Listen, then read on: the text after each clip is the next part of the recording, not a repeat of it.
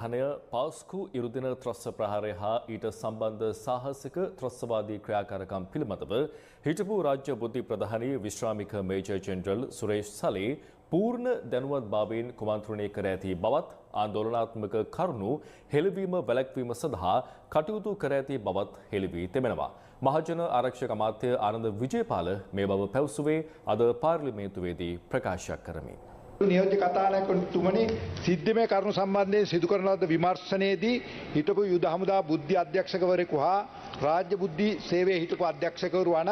විශ්‍රාමික major general තුවාන් Suresh සැලේ යන අය 19/4/21 වෙනි දින පාස්කු ඉරිදින බෝම්බ මාලාව සිදු කිරීම දක්වා ඉස්ලාම් අන්තවාදීන් උපක්‍රමශීලීව යොමු කරවමින් කුමන්ත්‍රණය කළ බවට සාධාරණ සහ යුක්ති සහගත ලෙස විශ්වාස කිරීමට ප්‍රමාණවත් පහත සඳහන් කරුණු අනාවරණය වෙලා තියෙනවා. ගරු නියෝජ්‍ය කතානායකතුමනි තුවාන් සුරේෂ් සැලේ යන බුද්ධි හමුදා බුද්ධ්‍යංශයේ උසස් නිලධාරියා විසින් පාස්කු බෝම්බ ප්‍රහාර මාලාවට සති 3කට පමණ පෙර ආතුව මුස්ලිම් ජාතිකයන් සිව් දෙනෙකු යොමු කර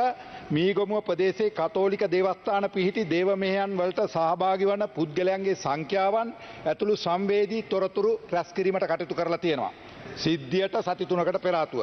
තුවාන් සුරේෂ් සැලේ විසින් මීගමුව ප්‍රදේශයේ කතෝලික දේවස්ථානවල සංවේදී තොරතුරු රැස් කිරීමට යොමු කළ මුස්ලිම් ජාතිකයන් අතර සිටි ප්‍රධාන පුද්ගලයාගේ ඡායාරූපය සාක්ෂිකරු විසින් අපරාධ වාර්තා කොට්ටාසේ ඉස්ලාම් අන්තවාදීන් බවට හඳුනාගත් අවශ්‍ය කරන සැකකරුවන්ගේ ඡායාරූප අතර තිබී හඳුනා ගැනීම හා එම හඳුනාගත් පුද්ගලයා ISIS මතවාදියෙකු බවටත් එම පුද්ගලයා පාස්කු ප්‍රහාරයෙන් පසු මේ දක්වා අතුරුදහන් වී ඇති බවටත් විමර්ශන වලින් අනාවරණය වෙලා තියෙනවා. තුන්වෙනි කාරණේ සහරාම් හෂීම් ඇතුළු ජාතික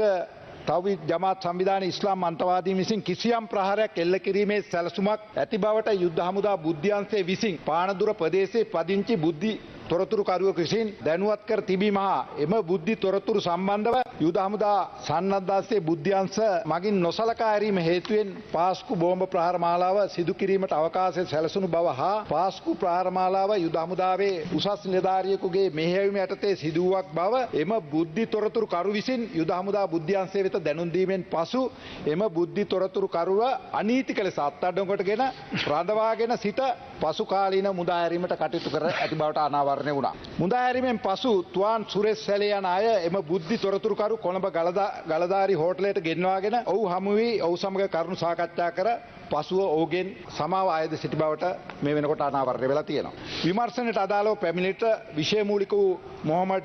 මීලාර් මොහමඩ් හන්සීර්නෝ තසාත් මවුලානා යන අය විසින් බ්‍රතාන්‍ය චැනල් 4 නාලිකාවේ වැඩසටහනේදී හෙළිව කරන ලද කරුණු අනුව තුවාන් සුරේෂ් සැලේ